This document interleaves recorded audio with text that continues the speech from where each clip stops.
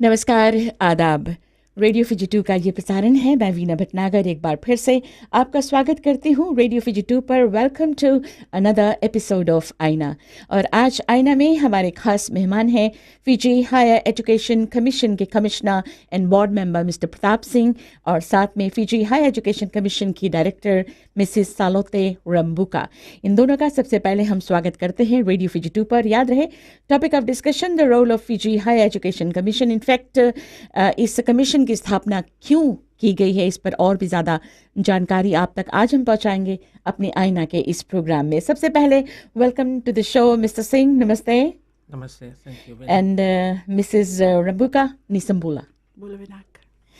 और आज हमारे मेहमान हैं मिस्टर सिंह और missus Rambuka. What shall I call you? Salote? Okay. Thank you so much. Well, if I'm not wrong, Fiji Higher Education Commission comes under the Ministry of Education, and the members of the commission are actually appointed by the Minister for Education. Would you like to elaborate on that, Mr. Singh? Mrs. Ramuka? Yes, you're right, Veena. The Higher Education Commission is under the Minister for Education. It is responsible directly to the Minister, and the members are appointed by the Minister for Education. How many members are there in the commission? Now, presently, there are 6 members. There is an empty chair at the moment. We are going to be acquiring for the first time an executive chairman. And the members at the moment, but we've always had a chair. The members at the moment are Mr. Pratap Singh, that is here. And there's Mrs. Amy Ramukawanga, who was former Permanent Secretary for Education. There's Dr. John Fatiaki, Mr. Ali Patengetaki, Mr. Arun Nase, and Mr. Savanatha Mandanavosa. Thank you so much. Actually, the main question now is, why was there a need to form the Fiji Higher Education Commission?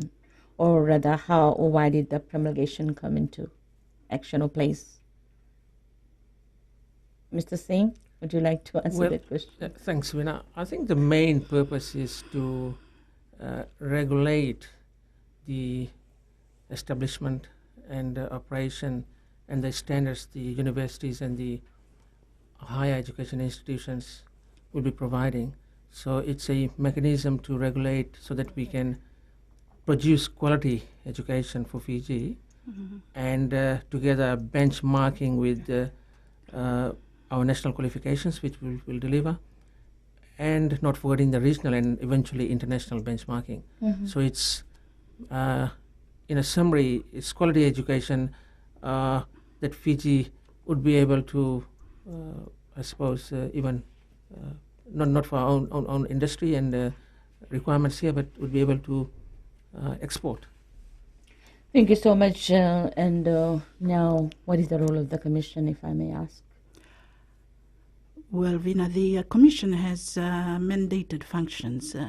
They are in the Higher Education Promulgation 2008. There are 11 altogether, mandated functions, and they basically, as Mr. Singh has said, to regulate the operation of higher education institutions and the qualifications that they offer, to ensure the delivery of quality and relevant higher education, relevant to the needs of industry, needs of Fiji, and of course individual needs. In addition, the Commission has other functions that are to do with quality assuring, quality assuring everything that happens, from qualifications to standards that are set for institutions themselves and for qualifications. The Commission also works to ensure that programs that are taught meet national standards, and it will do this by a review process, which is also legislated, and it will happen every 5 years. That is when an institution will need to re-register, to renew their registration.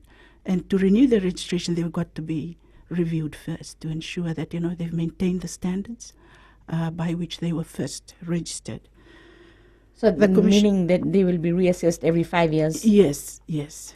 The Commission also has a mandated function to allocate funds for higher education, higher education institutions and their programs. It's also there to develop linkages between industry and the Commission itself and the higher education providers, because that's very important to ensure the relevance of the programs that are taught and the qualifications that will result at the end. The Commission also has a duty to maintain a database of higher education qualifications, also to facilitate the use of broadband facilities to promote, higher education. Presently, there is a broadband facility at the University of the South Pacific. The Commission would like to expand the use of that facility, because with that comes research, which is a very important activity in higher education, particularly for universities. So the ARNET, it's called ARNET, research facility, so that it can be accessed also by other universities in Fiji. And of course, it is here also to advise the Minister for Education on all matters to do with higher education. There's a whole lot of things in place, Yes. and I believe as we proceed further into the program, I mean, you can elaborate more on Right. certain subjects. In fact, when we refer to higher education sector, does it include all higher education institutions, all educational institutes offering post-secondary education awards, from universities to vocational training centers to even some privately owned businesses? Yes, Veena, I mean, it's the HEI, the higher education institutions, include universities and anything to do with post-secondary training. So, for example, there are many institutions, and I think if I'm not wrong, in the order of 72 or 73, which will eventually be recognized and, of course, come on the register. So there's quite a large number. And are all higher education institutions required to be registered with the Commission for them to qualify to operate lawfully in the country? Each one of them have to be registered? Absolutely. I mean, initial process is recognition, what's called recognition. So they go Okay. through the process of recognition. Once we recognize them, then they have to register. Yes, because if they're offering that program to the qualifications to the industry, then they must justify their existence, and yes, they have to be registered. Yes, we'll take a break and then we'll actually talk about the procedure, the registration procedures, requirements, and I think there's a whole lot of information to be imparted to the listeners. So we'll talk about the procedures just after a break. एक और break लेते हैं आईना में श्रोताओं, और इसके बाद में हम बातें करेंगे प्रोसीजर्स क्या है, रिक्वायरमेंट्स क्या है, अगर आप रजिस्ट्रेशन प्रोसीजर्स क्या है. आपको कोई सवाल करना है तो आप भी कर सकते हैं.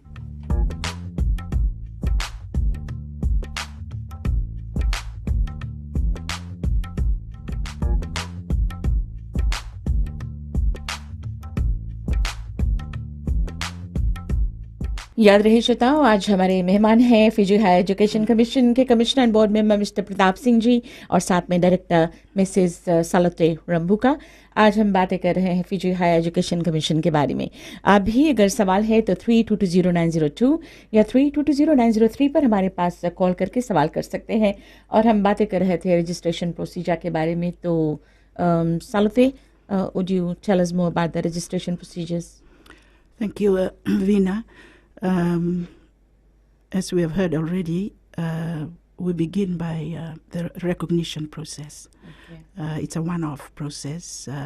They pay a fee for that, and they have an application form to fill, and they are assessed on a number of criteria, very broad. For instance, their legal status, how legally constituted they are, their teaching and learning, their infrastructure, facilities. Do they have students' grievances policies? Mm-hmm. The same for staff. Do they have a staff development policy? Mm-hmm. So these are the things. And in addition, they have to be able to show that they have financial viability. In other words, that they have the financial capacity to be able to continue. Mm-hmm. With all the programs that they have, so that when they are recognized, they are given the green light for those things. And it tells us that they are viable institutions they can run. So they basically, what they do at the recognition level is to be able to verify that they are the kind of institution that they purport to be. That's basically what it is at the recognition level. And then from there... Thank you, Salate. We'll just take a call and then we'll proceed. Hello, Namaskar ji. Aapka swagat hai. Hello. Veena, I just wanted to ask the two representatives. Yes. Is the criteria same for the universities and smaller institutes, or it's different? Thank you so much. Yes. Your name, sir, please? This is Satendra Nair. From? PG National University. I sit in the chair of one of the institutes, and I have interest to know about this. Yes. Thank you so much for your question. Yes, Salate. Yes, Mr. Nair, the criteria are the same. We do not have a separate set of criteria for the universities and a separate one for the others. We go for what ought to be common criteria that would ensure that if they are met, they make whatever institution it is, whether it is a university or whether it is a small institution, they will make them viable and give us the assurance that they will be able to provide quality and relevant higher education. Yeah, Mr. Nair, have you got any other questions? Yes. We applied for registration for the Social Leadership Training Institute. It's an NGO-run social leadership training institute. We were given the recognition in the beginning, but recently I've received a letter that they have declined with no reason given, I have written to the manager concerned, but I haven't received any response for the last 3 weeks. Oh, yes. Thank you, Mr. Nair. That the case of the SLTI, yes, that's yes. We are aware of that. There are reasons, and there are very good reasons, to have refused the registration of the SLTI. And I have actually seen the letter that would have come to you, sir, and we're expecting a reply, if you can, but we have been liaising, and the SLTI has taken quite a long time to do something, and nothing has really come about. This is the reason why the Commission has had to make a stand. But at the same time, we have given the institution all the opportunities to come up with whatever the Commission has required. But I'm afraid to say, Mr. Nair, the Commission has not been very pleased with the responses coming through, and it's come to that point where it had to make a decision and refuse the registration would it be possible to have a audience with you or your team in terms of this? Because we've been instructed to close the institute. We're trying to, as an NGO, trying to promote things which is very much needed in the society. And the Higher Education Commission has written and instructed us to close the institute, which is very abrupt, I believe. Well, you might call it abrupt, Mr. Singh, but Mr. Nair, sorry. It's not really, I do not think it is abrupt. The liaison with the SLTI has been going for quite a long time, over a year, and with nothing coming out. And after so many attempts to get things done. But of course we are open. If you would like to, to further discuss, we are willing to discuss with you. Although the decision as it is will stand. And so the SLTI will need to close for the time being. Thank you, Salothe, and thank you, Mr. Nair. और भी अगर आप call करना चाहते हैं तो call कर सकते हैं. So you're talking about the credibility of the institutions, the teachers, the structure, the hours of teaching. Singh Sahab, is there a monitoring system in place? Have you done surveys to measure the credibility of the institutions, the teachers, the hours of teaching, curriculum, etc.? Well, Veena, the Commission has set in place these processes We did not do anything like that before we started, but that in the process of going through the recognition and the registration process, we hope to be able to know exactly what is happening as we assess the institutions based on the criteria. What programs do they teach? Do they have staff that can teach the program? Are they qualified enough? That kind of thing. The same for any other aspect of running an institution. Are they legally established, like I had said earlier? Are they financially viable? And of course the students. We get to hear students as well, and what their views are, particularly in relation to matters concerning students, their welfare, their interests. Are they given refund, for instance, if they, is there a refund policy? These are the kinds of things that students can come up with, and the parents as well. So the Commission is really here to be able to protect the interests of students, their parents, financial institutions, like the FNPF or the banks, whoever is financing any education in the higher education sector, things like that.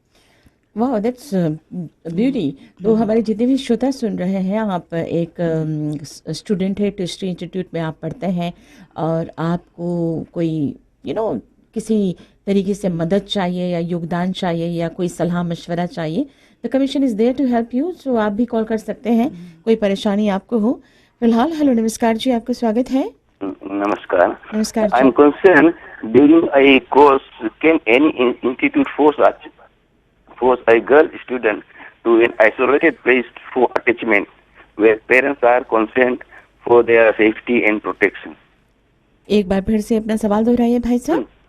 During a course, can any institute force a girl student to a isolated place for attachment where parents are concerned for their safety and protection?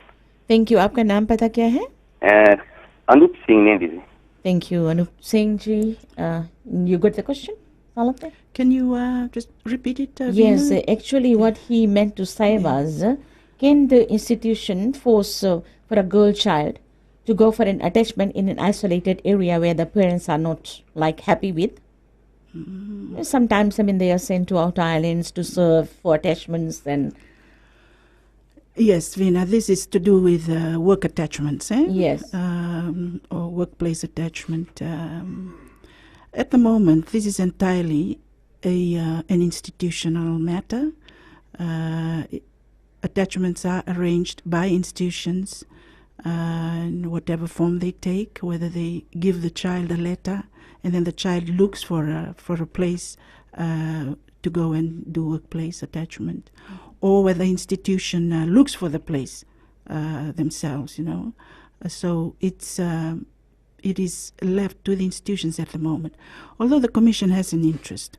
At the moment there are discussions, I would say discussions on getting this activity, this activity that students engage in sort of regularized, where students can be assured of a relevant and suitable place to go when it comes to workplace attachment. We have heard of students just going out and, with a letter from a university or a higher education institution, just go in and just look for the place, any place that is offering a place to work, do work attachment, they get in and do the job. But where it becomes, forced on any one child, and if it is against the child's wishes, I think the institution ought to consider that. Thank you, Salate. Particularly if parents come in, because the safety and security of the student is still paramount. Yes, yeah. Thank you, Salate. We'll take another break in Aaina.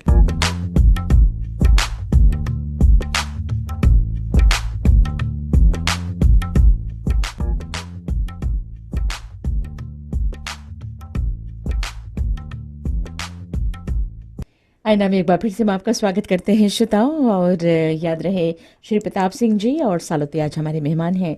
और श्री सिंह जी, जैसे इस भाई साहब ने call किया था, concern है वहाँ पर, वो क्या शायद कहना चाहते थे कि ख़ास तौर पर जब लड़कियाँ और मैंने देखा है कि क्वेश्चन सवाल पैदा होते हैं अक्सर जब टीचर बनकर निकलते हैं, जब ग्रेजुएट होकर निकलते हैं बच्चे और टीचिंग प्रोफेशन को अपनाते हैं, तो कभी कभी आइलैंड्स वगैरह में भेजा जाता है और पेरेंट्स अपना कॉन्सेंट या तो नहीं दे पाते हैं या वो कंफर्टेबल नहीं फील करते हैं कि उनके बच्चे जाए और ऐसे जगह पर रहे जहाँ इनको थोड़ी सी आशंका है, डर है कि हम अपनी बेटियों को वहाँ पर भेजते हैं। तो इसके बारे में जैसे सालोते ने कहा है कि you will be looking into it, like Salote said, आप क्या कहना चाहेंगे इस पर? I think, Veena, it's important that the graduate understands before he or she enters into the program that what they're in for in the industry. Of course, the industry, the employers are totally liable and they have to work under certain rules and regulations. So as a responsible employer, they have to perform. But I think it's important that when before you get into undergraduate program that you look at the options and you look at the areas where you will be marketable. And if you believe that you'll, as a teacher, I suppose as an engineer, I can see engineering is similar. You can graduate as an engineer and you can be sent to different countries, rural areas. So as a female, I suppose you have to have that confidence in yourself that you can see yourself through. And I think sometimes our timid nature and behavior might have to change. But you've got to trust the employers, I think, in the first place. But if there are occasions where I think there's any doubt, then of course there are serious consequences and law is there and measures. But HEC will be very happy to assist. Thank you mister Singh. Rashita, mister Singh ने एक बहुत ही अहम बात कही है कि suppose अभी हम अनाउंसिंग करने यहाँ पर आते हैं और एक पहला हमारा एक पॉलिसी हमें बता दिया जाता है कि okay you live to work 24/7 in any time of the hour. तो हमें हमेशा तैयार रहना पड़ता है, चाहे रात के 12 बजे हमें बुलाना पड़े तो हमें आना पड़ेगा या फिर दिन के। सो देयर कि इस तरीके से जब टीचर ट्रेनिंग के लिए या किसी भी प्रोफेशन के लिए लोग जाते हैं तो there are a set of rules and regulations which you have to abide by. और आफ्टर वो going through those procedures and regulations then only you proceed further ना, फिर आप जाते हैं पढ़ते हैं और फर्दर। तो आपने एक बहुत अच्छी बात की है, पेरेंट्स लोगों को ये समझना चाहिए श्रोताओं कि अगर आप समझते हैं कि अगर हम अपने बच्चों को इस प्रोफेशन में डालते हैं और वो यहाँ पर इन परिस्थितियों का उनको सामना करना पड़ेगा या मुकाबला करना पड़ेगा और हम अपने बच्चों को इस जगह पर नहीं भेज सकेंगे तो you rather take another no route. I think also, Vinaji, careers day should be utilized very wisely. There's always opportunity मिलता है इंसान लोगों का कि जो careers day है, the students can go and even parents can sort of like if they are very concerned about the children's future, the careers day should be utilized properly. And I have noticed that probably is not very well perhaps explored and utilized in Fiji. I mean, I as an engineer, I would love to be invited by schools, institutions to be talking on what engineering is all about, where it can take you, what's the future. So once you start to identify all these groundworks, जो समझने लगा आप early days में, you'll find that your career path is a better sailing. Thank you, Mr. Singh.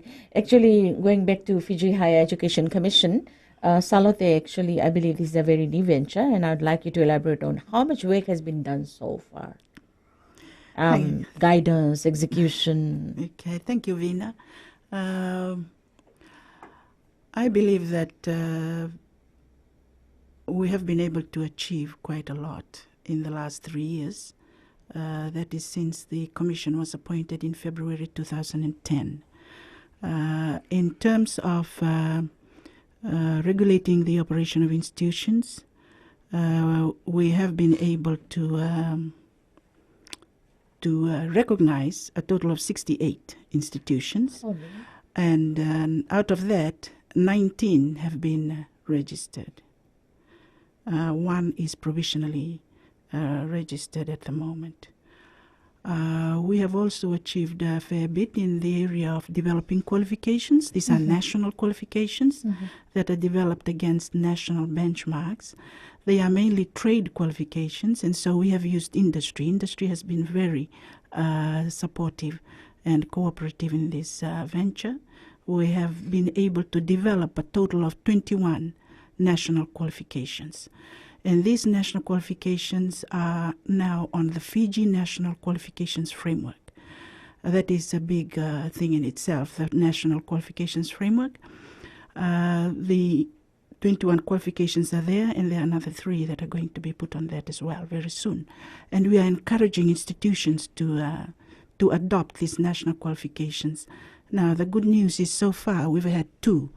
2 are presently teaching these national qualifications, 2 institutions. Vivekananda Technical College in Nandi, and our own Boys Town over there in Visari. So they're starting to teach these national qualifications. And like I said earlier, we would like all institutions that are offering similar qualifications to adopt these, because they have been developed by people in industry, people with standing, and they have developed the national standards that are suitable for Fiji, so they're very relevant. This is the reason why. That is in the area of qualifications. We've also got the quality assurance side of things going. This quality assurance system is going to ensure continuous improvement of institutions, not only how they operate, but also the qualifications that they offer. So it's going to involve 2 phases, like internal quality assurance, where they quality assure themselves, and then they will be externally audited by an external review team that will come around for that purpose. So, how often will that review be done? Now, it could be done for an institution maybe once every 4 years, 4 to 5 years. Yes, but that is at a very early stage of development. But we are moving in that area. We have also worked out, the Commission has worked out a funding system. Remember, it has a function, a mandated function, that is of allocating funds to higher education. So we've got up till now a funding system, and it should be implemented anytime now, so that government funding will come through this system before it is given out to.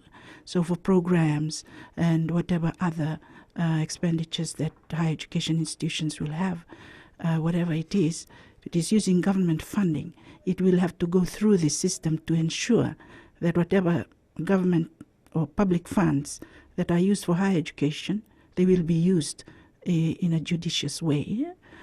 So the programs have to be approved, all that kind of thing, to ensure quality and relevance, so that money is used on good things, things that will bring about rise in standards and things like that.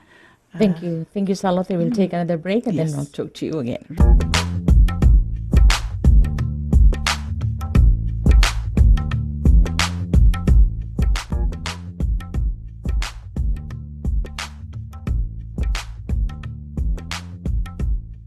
Radio Fiji 2 का ये प्रसारण है. Welcome back to आईना. सालोते और mister Singh आज हमारे मेहमान हैं. And Salote, we were talking about the funding. I'd like you to elaborate on the funding side of it a little bit more. Thank you. Yes, the funding, we are at a stage where we are looking for a consultant to come in and do the scoping work, although the system is already there. The consultancy will be able to set out the parameters within which the system will have to be established to work. So but when it does work, there are a few criteria that institutions have to be able to meet, and these are to do with what we are calling an investment plan. They've got to be able to tell the Commission that they deserve funding because they are mounting programs that are relevant to the needs of Fiji. That is one thing, and that is to do with quality. The quality of the programs that they offer. They have got to be registered before they can be eligible to apply for funding. They've got to be registered with us. This funding of government at the moment will only go to institutions that are charitable. In other words, they're not for profit. Yeah, that is another criteria. They are not the not-for-profit institutions. Only those will be eligible to apply for the funding.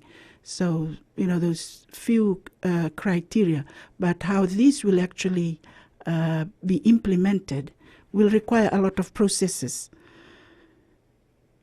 And I have to say it's a fairly complex process. This is why it needs the consultancy. But the principles that the system embraces are quality, equity, access, transparency. This is what the Commission has determined that should be the principles to guide the model to begin with, and also how it is going to be implemented. How will the students Yes. and their parents benefit from it, this funding? Oh, they will benefit. They're already benefiting, The 3 universities, for instance, they are already getting government grants. And that money is being used to in the operation of the universities, paying for programs. Of course, there are scholarships that students can apply for, and government gives money for scholarships, but that's not included in this funding that we're talking about I here. see. That's quite separate. So you don't manage that side of it? No, we Okay. don't. No. Right. Scholarship side is different. No, this will Okay. pay in a way for programs and Okay. also what are called central institutional costs Okay. that are to do with the administration, Yes. library, facilities like Yes. that, security and so forth. Yeah. So it will be in 2 main categories: central institutional costs and program costs. This is the running of the programs of the institutions. Right. The exactly. laboratories, if they need something, or things like That's that. right. Yes. Really, the benefit to the student or the graduate is you have got this quality qualification now, which is recognized, and therefore that's great. I mean, you're getting a good paper at the end of the day. I mean, whatever it is, the degree. And the diploma. facilities, because the schools provide the facilities, and you fund for that as well. Yes, that facilities like the library, Yes. students' facilities, those will all come in that cost that I was saying, the central institutional costs. Okay. Program costs will be separate, and it will be worked out, I think, based on equivalent full-time students. Thank you, Salote. Actually, moving on, how will you assure that the availability of courses in our institutions will be viable to our labor market and will be recognized overseas as well? Singh, Sahab? I think the importance, and I was going to address this earlier on, is the industry has got a major role to play. Any program which is conducive, which is important for our economy, it's got to be a lot of respect has to come from the industry. So the interaction between the Higher Education Commission, the universities, and the industry is very important. Once the demand is being established through by the industry, then of course we can the institutions can decide what program is more needed for the region or for Fiji, and therefore that's how you determine. So in my opinion, I think industries have got a very major role to play. Professional societies as well, bodies like, for example, like the accountants have got architects, lawyers, doctors and engineers, teachers. They all have to build up their own capacity within their own professional bodies so that they can interact better with industries and really see what's required in their own professions through the industry, and then that professional body can take it to the universities and the Higher Education Commission. Salote, you'd like to add Just to add to that, Yes. the Commission is also liaising closely with the Ministry of National Planning because they are prioritizing training needs, and they are advising the scholarships agencies, Public Service Commission and the Itauke Affairs. So we'd like to work closely with them so that we can be matching the supply to the demand. And there's some work to be done in that area.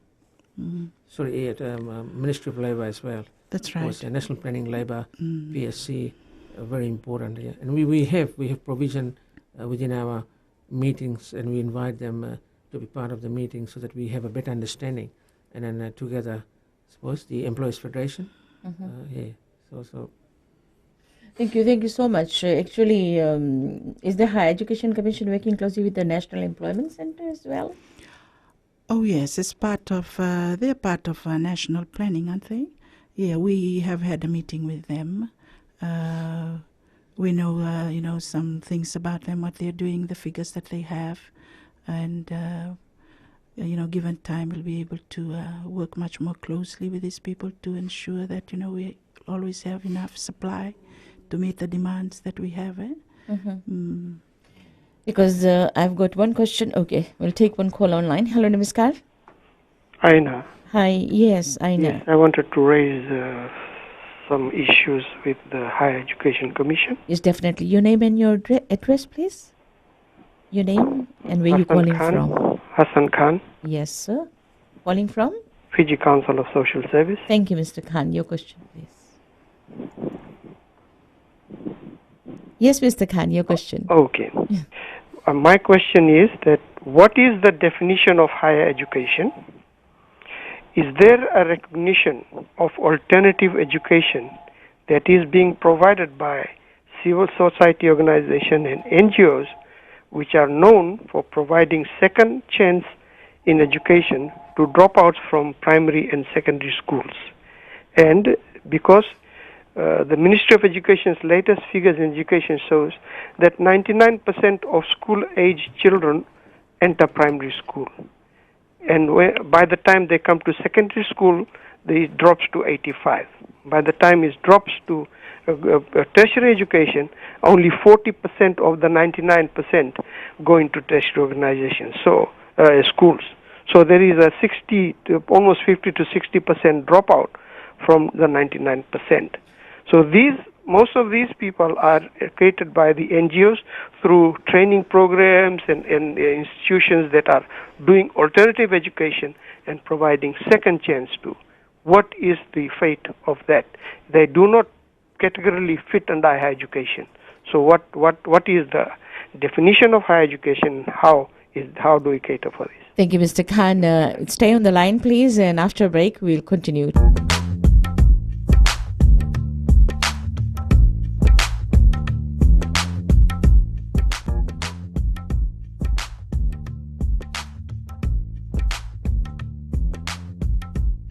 Welcome back to Aaina.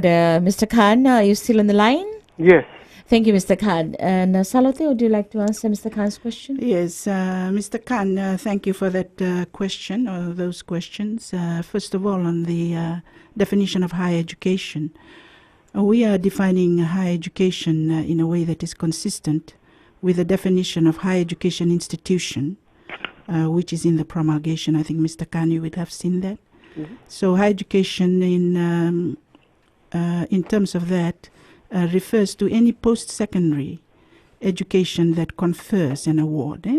When it confers an award, it means that it gives out a certificate or a diploma based on merit or achievement. So that doesn't take into account certificates of participation, for instance. My question is not post-secondary. It is those who have dropped out from secondary and those from primary. Right. The institution is defined not really on those that enter into it. It is defined based on the program that is run. So that, Mr. Khan, we have, for instance, Boys Town. Yes. Boys Town has a lot of dropouts there, In fact, school, it targets that, but it is under the promulgation. It is a higher education institution. The same for so many others. So we are not defining higher education in terms of those that enter into it.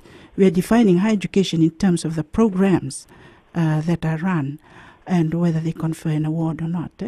So it's basically that. Thank you, Mr. Khan. Any other questions? Not for a while. Thank you. Thank you so much, Mr. Khan. And I've got a question from one of the students. She writes, I'm a student at the University of South Pacific studying Bachelor of Science in Computing Science and Information Systems. My question is, will my degree be valid in a country like Australia? Talking of the compatibility. And most of all, will I be able to get a job in Fiji after I graduate? I know the demand is here, but then there are so many students graduating every year with similar degrees. So that's her question. Thank you. In terms of getting a qualification here and being able to work in Australia or New Zealand, now New Zealand and Australia have their qualifications frameworks as well. And any qualification that comes from outside of these countries, they will assess against the standards that are on their framework and be able to determine an equivalence and an equivalent qualification that will open up the way to employment. Now, the same we're doing here. We are also assessing, in a way, assessing qualifications that are coming in, that come to us. We get to contact the relevant agency that is responsible, just like us, in the country of origin of that qualification.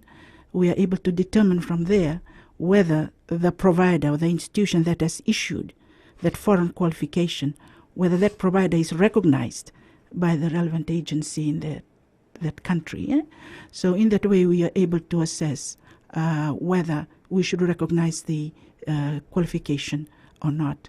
And of course, as she says there are jobs here. Now, jobs here, yes, have qualifications, but a lot depends on, the employers because they will have their own screening processes and so forth. You may have to wait for a whole year or even 2 years before you can get a job. That's the reality now.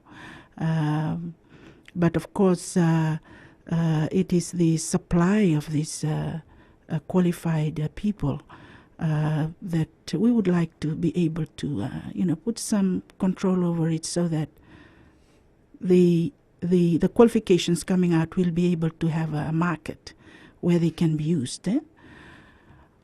I'm sorry, there was, I think, something else there, Veena, that the student has asked for? Yeah, no, yep, you've practically answered her question. Like she asked whether her degree will be valid in a country like Australia. So, actually, what happens is, I'd like to ask you is when the institutions register with the commission, I mean, is there criteria there or a requirement there that the education providers, what do I say? I mean, the education they provide to the students in Fiji, is that compatible to the standard in Australia and New Zealand? I'll give you an example of engineering, the professional side. Mm-hmm. There is a accord called Washington Accord, which engineering, sort of like certain countries are members of Washington Accord. What we're trying to introduce for Fiji is something similar, but it takes time. It will take time, rather. Different levels of engineering.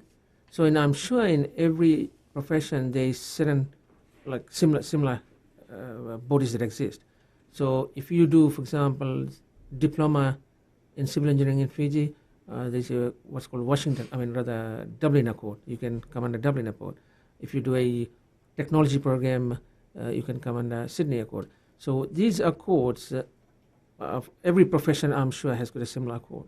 So it's important that the program that we offer in Fiji, in my opinion, has to be equivalent, or you work towards one of those accords.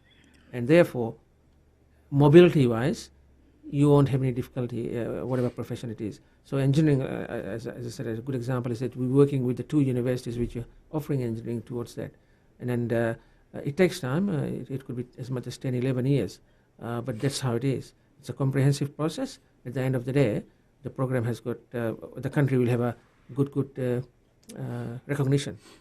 So yeah, quite often what happens is small institutions, they offer courses and students go there, they spend so much of money, and then after a while you come to know that their marks, cannot be cross-credited. Sometimes in our own universities or sometimes overseas. Yes. So I think that is a fear. That's right, yes. That's a real issue. The universities at the moment are working on their credit systems. I think 1 or 2 may already have theirs, but I must let those listening in this afternoon know that the Fiji qualifications framework also has its own credit system, and it will be used as qualifications, come in to be assessed, because whatever programs, that have those qualifications will have to indicate what credits they have and so forth. So it's a system, I think, that's going to develop, amongst the institutions and higher education institutions. But I think some are moving across programs at the moment, and also moving, from one university to another. And they are being facilitated, but these processes at the moment are left entirely in the hands of the universities or the higher education institutions concerned.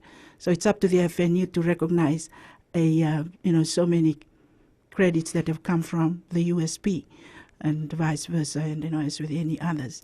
But we are quite, we have got a firm footing as far as that's concerned. We've got the Fiji Qualifications Framework Credit System, which has been made known to everyone. Yeah. Thank you so much, Salote, and thank you, Mr. Singh. It was a pleasure having you on Aaina show today. Thank you. Thank you, Veena. और आईना का ये show यहीं पर समाप्त होता है श्रोताओं। और आईना में आज हमारे मेहमान थे फिजी हाई एजुकेशन कमीशन के commissioner board member Shri Pratap Singh ji, and of course Fiji high education commission के डायरेक्टर मिसेस सालोते रंबुका। अगला आईना अगले हफ्ता एक बार फिर से हम आपसे मिलेंगे। तब तक के लिए नमस्कार, खुदा हाफिज।